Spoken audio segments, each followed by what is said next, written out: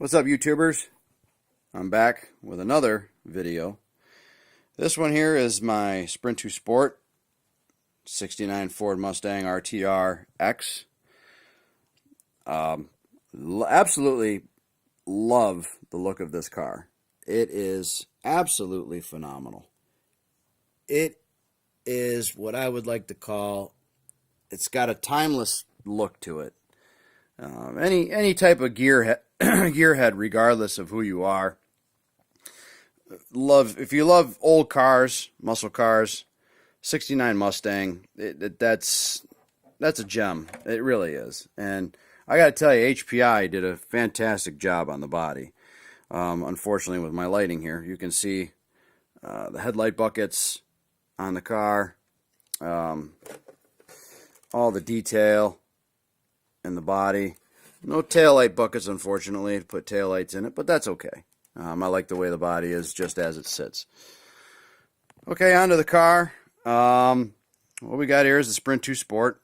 What we have in modifications on it is the Exotech carbon fiber double deck chassis plate, the carbon fiber shock towers.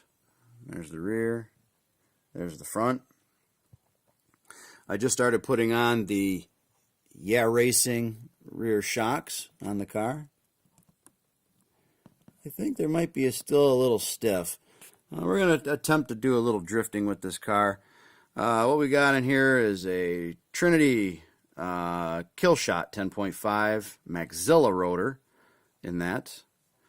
And then obviously here on the front you also see the carbon fiber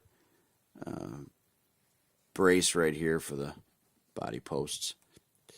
Back to the shocks. Front springs, rear springs on the car from the factory are too stiff for a drifting setup. Probably overall too stiff for the entire car.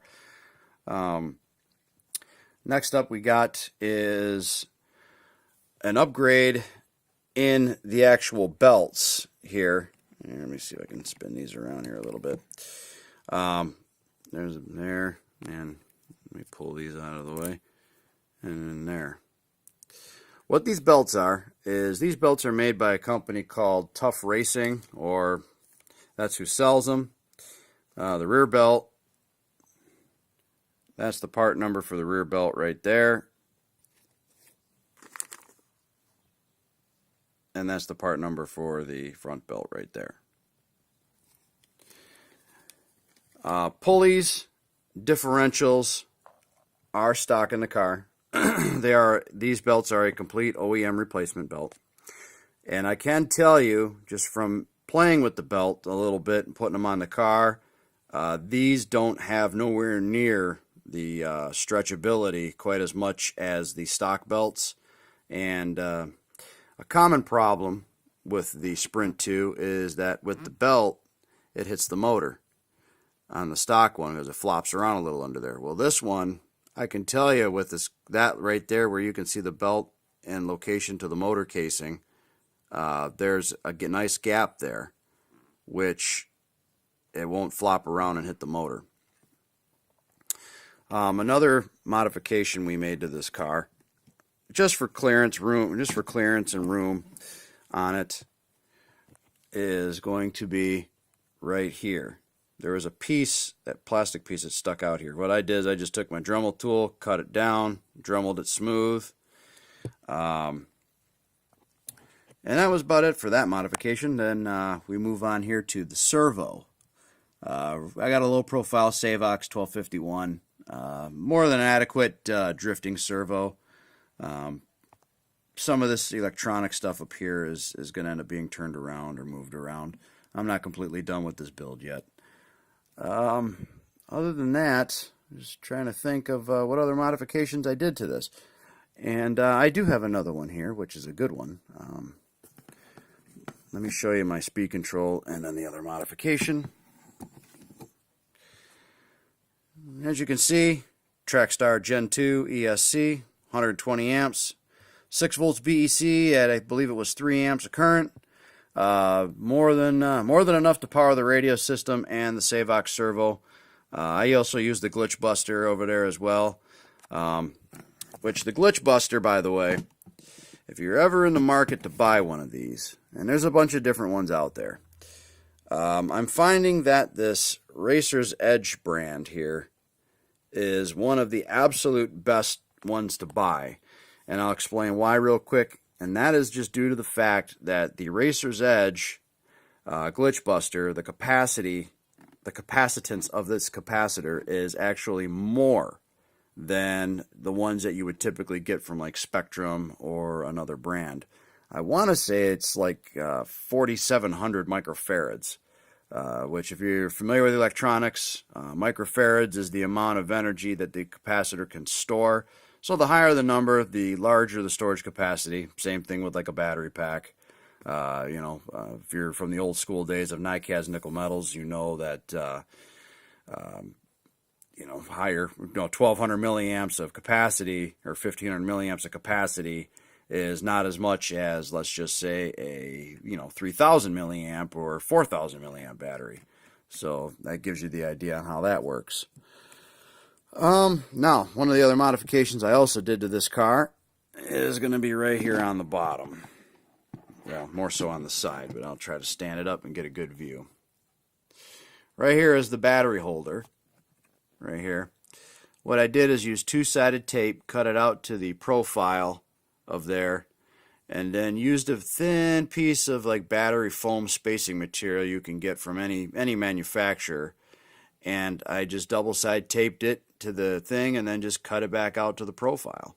And I did that on both sides of the chassis.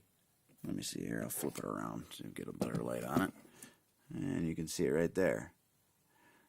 Okay, now what that does is, because the Sprint 2 and different size LiPo packs that fit it and whatnot, the battery likes to slide back and forth in the holders.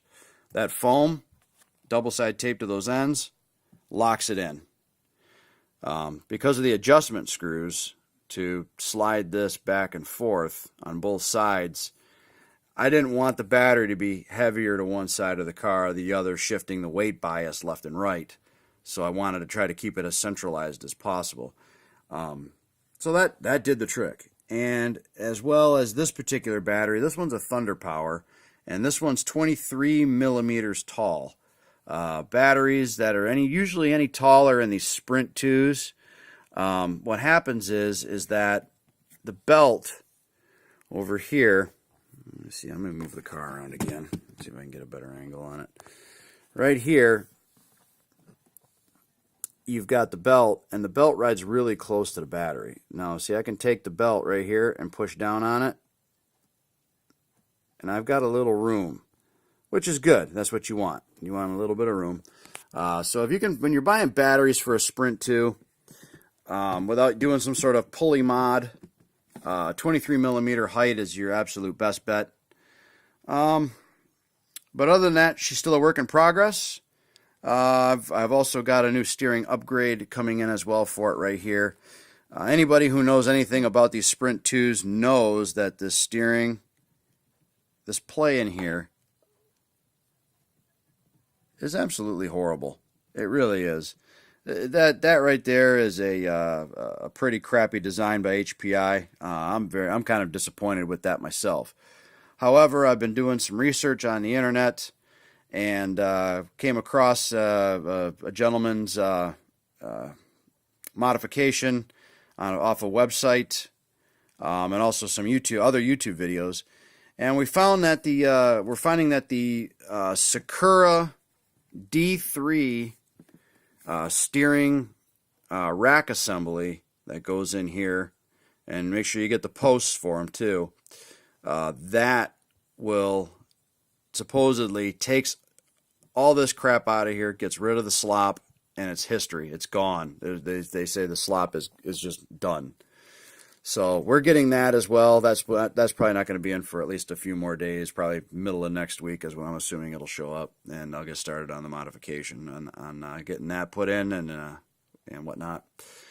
But other than that, that's my Sprint 2. Like I said, again, work in progress. So other than that, that's about it.